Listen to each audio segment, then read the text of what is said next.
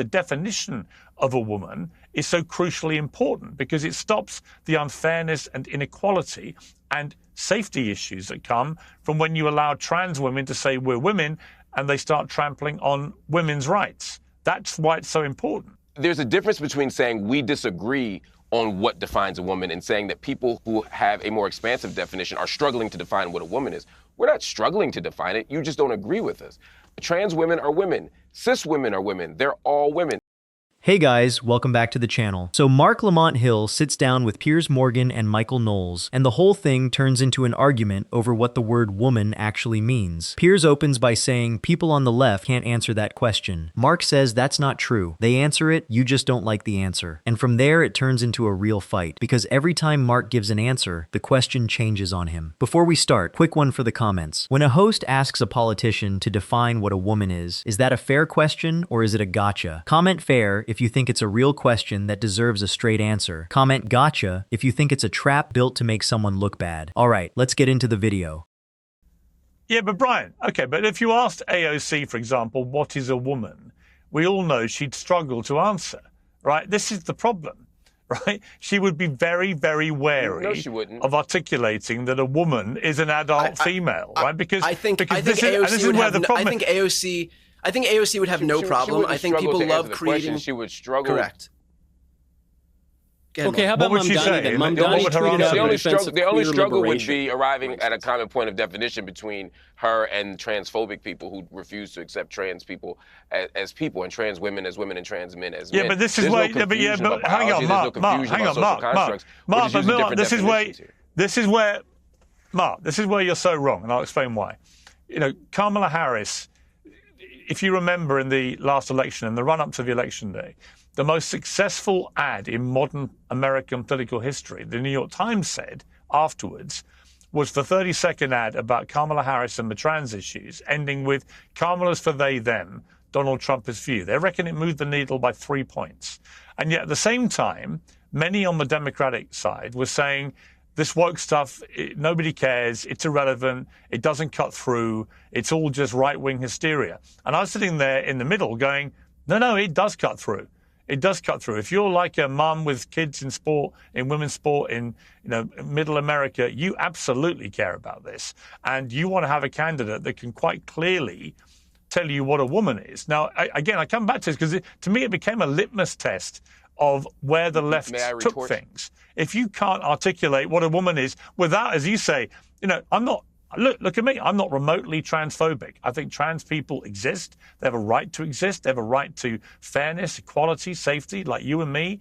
I want the same rights for them that everybody else gets. However, not at the expense of eroding women's rights. And that's why the definition of a woman is so crucially important, because it stops the unfairness and inequality and safety issues that come from when you allow trans women to say we're women and they start trampling on women's rights. That's why it's so important.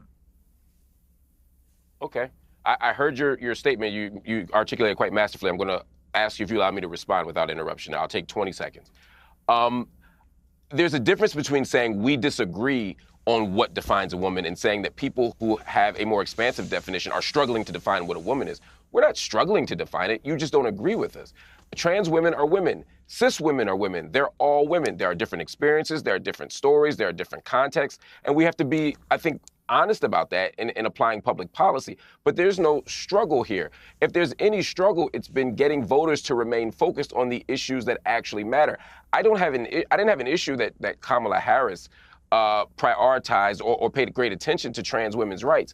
The problem was she allowed the right wing to co-opt the narrative and make it seem like that's all she cared about, that she didn't care about workers' rights, that she didn't care about reparations, that she didn't care about living wages, that she didn't care about Palestinians in Gaza, that she didn't care about Haiti, et cetera, et cetera, et cetera. So no, that's not an issue. And finally, to take this one issue around women's sports, and which is relatively small in terms of its impact on everyday people, and make it seem as if trans people who make up an infinitesimal part of the American public are somehow running through your cities and just doing triple axels and dunks and swimming past all your little girls and ruining their sports dreams is a dishonest narrative. I probably agree with you to a large degree about needing to have a conversation about trans women in sports. I'm open to having that conversation. What I'm not open to doing is making it seem as if trans people are destroying the world, or they're destroying women's rights, or they're undermining women's rights. There's a lot of people undermining women's rights right now, and it ain't trans people. And allowing the right to convince us that that was the big issue in the election is why the Democrats lost. And I don't blame the Republicans for that. I blame the Democrats for not foregrounding the issues that mattered, in addition to this other issue that also matters.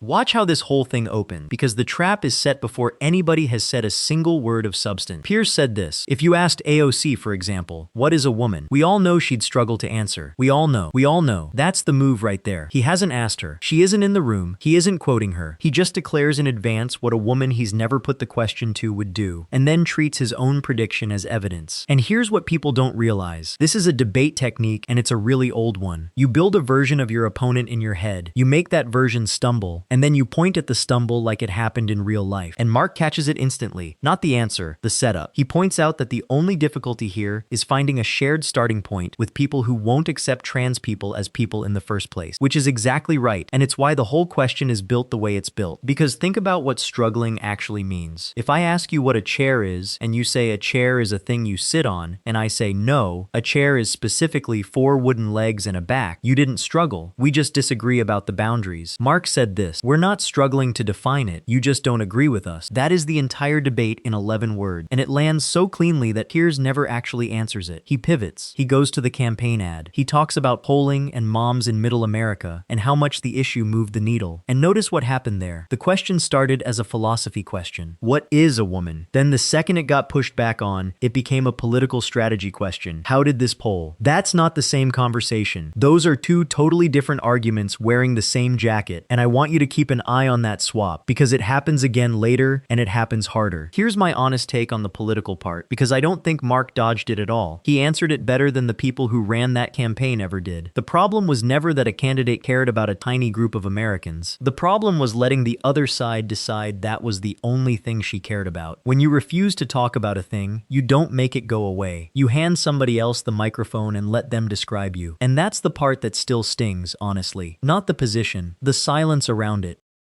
But Mark, I think you just made Piers's point. Can a woman have a... hang on, Michael, Michael, I will come to you. But just quickly, can a woman have a penis, Mark? Yes or no? These types, a trans woman may have a penis. A cis woman would not have a penis. These are silly gotcha games that are just used to get clips on the internet. I understand your point. No, they're not. You're saying they're just simple biology. Argument. No, it's simple biology. A woman can't have a penis. Full stop. You and I agree on the biology. The point here is that gender identities are different than sex identities. In other words, gender identity is not a biological construct. So yes, women birth babies. Men have penises. We all agree on that if we're talking about male and female, actually. Males have penises, women have vaginas. We agree with that. We can all agree on that. When we talk about gender, it's not purely about what you're assigned biologically at birth. And so to conflate the two things is to either be ignorant to the actual issue or to be disingenuous. I don't think that you are ignorant. I don't think you're disingenuous. Is that a man? Say that one more. Say that again. I didn't hear the question. Oh, so just following that on is the inverse also true then? So does anyone who has a vagina must be a man then, right? No, that's not the inverse. That's not at all the inverse. The point here is that biologically, there's male and female. That's a much better question. That would follow more logically than the thing you initially asked. Biologically, if you have a vagina, if you're born with a vagina, you are a female. Biologically, if you're born with a penis, you are a male. Yes, that's not in dispute. What's in dispute is, are our biological, our identities at birth, are our biological identities the whole story? And in a trans conversation, we're saying, no, that's not the whole story. Yes, I was assigned male at birth. Everybody on this panel, ironically, was assigned male at birth. That's not in dispute. What's in dispute is, does that tell the whole story about our identity? I wasn't assigned male at birth. Hang on. We can also have. But this whole language, Mark, this whole language is so ridiculous. I wasn't assigned male at birth. I was born a male. Right, and this is the problem. And when you talk about trans women in sport, the reason it's so important. The reason it's so important is there is a Mark. Let me just finish my point. I interviewed a woman called Betty Yee last week, who is literally a candidate to be governor of California, where I currently am. I have a home here in LA. And she genuinely wants the next Olympics in Los Angeles to be gender neutral. That's what she's endorsing, a gender-neutral Olympics, because she's been so traduced into going along with a lot of what you've just been saying, which trans women are women, therefore it shouldn't matter. You can merge the two sexes, you can have gender-neutral Olympics, and here's what happens when you do that. If you're at a gender-neutral Olympics, women wouldn't win any medals. End. You literally destroy women's sport irrevocably. Done. Gone. Yes or no? That's the demand. Yes or no, right now, on a live panel, on a question that has a biological answer and a legal answer and a social answer that are not the same answer. And Marc doesn't flinch, he doesn't dodge, he answers the anatomy directly, and then he names the game. Marc said this: "These are silly gotcha games that are just used to get clips on the internet." He's right. And the proof is what happens in the next 10 seconds. Because Piers immediately tries the reverse version, and he fumbles the logic completely. He asks whether the inverse must therefore be true, whether anyone with a vagina must be a man. That's not the inverse. That's not even close to the inverse. And Marc, this is the part that blows my mind. Marc doesn't just say no. He hands him the corrected version. Marc said this: "That's a much better question that would follow more logically than the thing you initially asked. Do you understand how brutal that is?" He tutored him, mid-gotcha. He fixed his opponent's attack for him, and then answered the fixed one. And what's the fixed answer? It's the thing Marc has been saying since minute one, and nobody on that panel will engage with. Biology is biology. Nobody's fighting about chromosomes. The question is whether the biology is the whole story of a person. That's it. That's the actual disagreement. Everything else is theater. Then Piers goes to the Olympic, and I need you to hear how the argument mutates one more time. He brings up a candidate for governor who he says wants a gender-neutral Olympic, and then argues that merging the sexes would end women's sport forever. Okay, but who at that table asked for that? Nobody. Marc never said it. Marc never came close to saying it. Piers went and found a different person, in a different interview, on a different day, took her position, and attached it to the man sitting in front of him. That's the swap again. Watch for it. Every single time the actual question gets uncomfortable, the target changes. So once you assume that we separate the sexes at the Olympics, well, I don't think it's funny, this. I think it's so important. It's fundamental. No, I don't think it's funny either. What I think is, I was laughing to myself because I was wondering. Let me finish. We separate the sexes at the Olympics for a reason. Please finish, but there's a 7-second delay, so I'm not interrupting you. There's just a 7-second delay. I'm telling that to the audience so that I don't look like I'm being rude to you. Go ahead. I recognize that. You're not interrupting me. There is a very slight delay. I agree. Let me just ask you, though, why do we separate the sexes at the Olympics? Okay. So I'm going to answer your question, but I'd like to respond to the first part of what you said, which I didn't get to respond to, because, again, you're making a straw man here. I'm not arguing for mixing the sexes at the Olympics. I agree with you that we start to divide sports by sex around middle school because there are some biological, physical differences between people born male and people born female that make it non-competitive for those assigned female or those who are identified as females at that point. So no, I understand why we divide people in track or basketball or wrestling. I'm not arguing for not doing that. I'm saying that two things can be true at once. As I said initially, we can have a conversation about trans people in sports, but that doesn't mean that I have to no longer identify trans men as men or trans women as women. We can say trans women are women and have conversations about sports that are different. And you're conflating those two. And every time I dispute your point about gender versus sex, you make a straw man argument about women competing in like the triathlon, which I'm not making.